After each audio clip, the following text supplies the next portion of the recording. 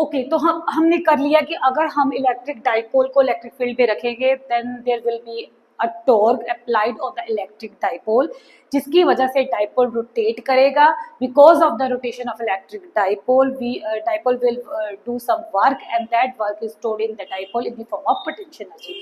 Now next we will find out the value of potential energy in an electric dipole when we put the electric dipole in an electric field. Okay, so अब हमने बोला कि जब हम electric dipole को electric field में रखेंगे torque apply होगा, तो उस टॉर्क की वजह से इसकी रोटेशन होगी। सपोज इसकी रोटेशन हुई विद अ स्मॉल एंगल, क्योंकि थीटा एंगल पर ऑलरेडी इंक्लाइन था। जब टॉर्क अप्लाई हुआ तो टॉर्क की वजह से थोड़ा सा ये ट्विस्ट कर गया, थोड़ा सा ये लाइन हो गया towards electric field with a small angle D theta.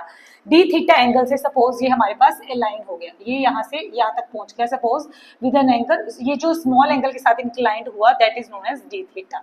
Okay, D theta से इंक्लाइन हो गया, तो डी थीटा इसको इंक्लाइन करने के लिए जो स्मॉल वर्क डन लगा that is D W is equal to कितना टॉर्क लगा और कितना एंगल से वो अलाइनमेंट हुई। क्योंकि हमने ये डेफिनेशन की हुई है वर्क की, work is what, work is equal to force into distance. अगर सिंपल फॉर्म में देखा जाए कि कितना फोर्स लगाया और कितना ऑब्जेक्ट ने डिस्टेंस कवर किया, उतनी अमाउंट में वर्क हुआ है। सिमिलरली अगर डिस्टेंस जो होता है दो तरह के होते हैं, एक लीनियर डिस्टेंस, एक एंगुलर डिस्टेंस। यहाँ पे हम we are talking about the angular distance. Okay, so यहाँ पे भी सेम ही होगा, जो स्मॉल वर्क डन होएगा दैट डिपेंड्स अपॉन कितना टॉर्क लगा उसके ऊपर और कितने एंगल्स के साथ उसने रोटेशन की। सो यहाँ पे जो स्मॉल वर्क डन होगा that will be equal to torque into D theta. अगर हमारे पास जो डिस्प्लेसमेंट है, एंगुलर डिस्प्लेसमेंट है, that is D theta. Okay, so what we will do next, we will put the value of torque which we have already done. Torque is what, PE sin theta into d theta as it is आ गया। Okay, so this is a small work done. Suppose अगर हम यहाँ पे limits लगाएंगे, ये तो एक हमने स्मॉल थीटा के लिए एक्सप्रेशन निकाल ली, तो हम अब फाइंड आउट करेंगे कि टोटल वर्क डन कितना लगेगा। सपोज अगर हमारे पास ये जो डाइपोल है वो थीटा 1 से इंक्लाइंड है और इसको किसी थीटा 1 एंगल से थीटा 2 एंगल पे लेके जाना है, तो यहाँ पे हम लिमिट्स लगा देंगे और थीटा 1 थीटा 2 की वैल्यू कुछ भी हो सकती है, स्पेशल केसेस कुछ भी बन सकते हैं। थीटा 1 की वैल्यू 0 होगी तो सपोज हमारे पास इसका जो एंगल है वो 0, ऑलरेडी जो डाइपोल है वो बिल्कुल इलेक्ट्रिक फील्ड के अलाइन होगा। अगर थीटा 1 की वैल्यू 90 होगी तो हमने इनिशियली जो डाइपोल है वो 90 डिग्री पे रखा है, इलेक्ट्रिक फील्ड ये डाइपोल हमने बिल्कुल एसी के अलॉन्ग रखा है। सो ये हमने लिमिट्स लगा दी कि अगर हमें डाइपोल को थीटा 1 से किसी सर्टेन एंगल थीटा 2 तक लेके जाना है, then what will be the total work done. जब हमने ये भी हमने फिजिक्स की +1 में किया हुआ है, +1 की फिजिक्स में, कि जो टोटल वर्क डन आएगा तो हम क्या करेंगे, उसको इंटेग्रल कर देंगे। जो हमने स्मॉल वर्क डन निकाला और हमें पता है कि हमें लिमिट्स क्या लेनी है, हमने इसको रोटेट करना है थीटा 1 से थीटा 2, तो हम कैसे टोटल वर्क डन निकालेंगे, स्मॉल वर्क डन का इंटेग्रेट कर देंगे।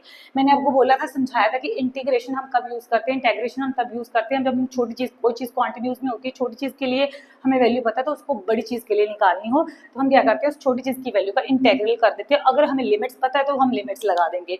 हमें मूव करना है टॉर्क थीटा 1 से थीटा 2, तो हमें लिमिट्स पता है, we will put out the limits theta 1 to theta 2।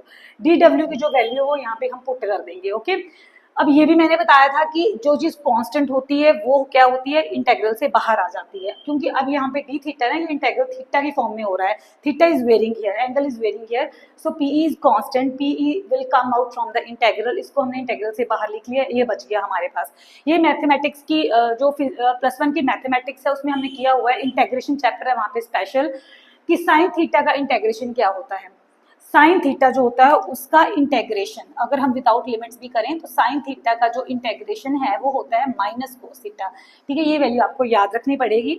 Sine theta का इंटेग्रेशन होता है माइनस कॉस थीटा, तो साइन थीटा का इंटेग्रेशन माइनस कॉस थीटा आ गया, तो क्योंकि यहाँ पे लिमिट्स है तो लिमिट्स लग जाएगी थीटा 1 टू थीटा 2। उसके बाद हमारा नेक्स्ट स्टेप होता है जो भी आंसर आया उस पर लिमिट्स अप्लाई करना।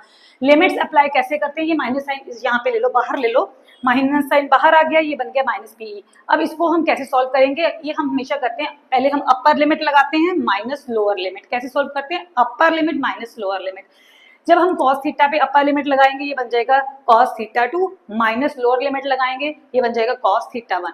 As theta 1 is lower limit, theta 2 is upper limit, तो इसको फिर लिमिट्स को ऐसे अप्लाई करते हैं। ठीक है, तो ये बन गया W is equals to minus PE cos theta 2 minus cos theta 1. This will be the final expression of work done, or we can also say that because work done is stored in the form of potential energy U, so this is also known as the expression of potential energy. तो इसके special cases बहुत बना सकते हो कि अगर हमने initially dipole जो है वो बिल्कुल इलेक्ट्रिक फील्ड के अलाइन ले लिया, तो थीटा 1 की वैल्यू 0 हो जाएगी। तो cos 0 की वैल्यू क्या होती है वो पुट करके आप इसकी अलग एक्सप्रेशन निकाल सकते हो। अगर इनिशियली हमने डाइपोल जो है 90 डिग्री पे ले लिया यहाँ, तो थीटा 1 की वैल्यू 90 डिग्री हो जाएगी। cos 90 की वैल्यू पुट करके आप स्पेशल एक्सप्रेशन निकाल सकते हो। स्पेशल केसेस है अलग अलग वैल्यूज, ठीक है, पुट करके आप डिफरेंट डिफरेंट वैल्यूज निकाल सकते हो।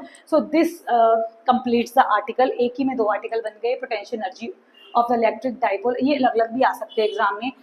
अगर हम टॉर्क को डाइपोल को इलेक्ट्रिक फील्ड में रखते हैं तो what amount of torque will apply on the electric dipole और what will be the expression of torque. तो एक टॉर्क की एक्सप्रेशन निकाली, इसमें हमने एक पोटेंशियल एनर्जी की एक्सप्रेशन निकाली, ठीक है। उस टॉर्क की वजह से कुछ ना कुछ डाइपोल रोटेट करेगा, रोटेट होगा मतलब कुछ ना कुछ वर्क डन हुआ है, तो वो वर्क स्टोर होगा पोटेंशियल एनर्जी की फॉर्म में। That we have done in this article. Okay, so this is very simple article. अगर किसी को कोई प्रॉब्लम है दे कैन मैसेज मी।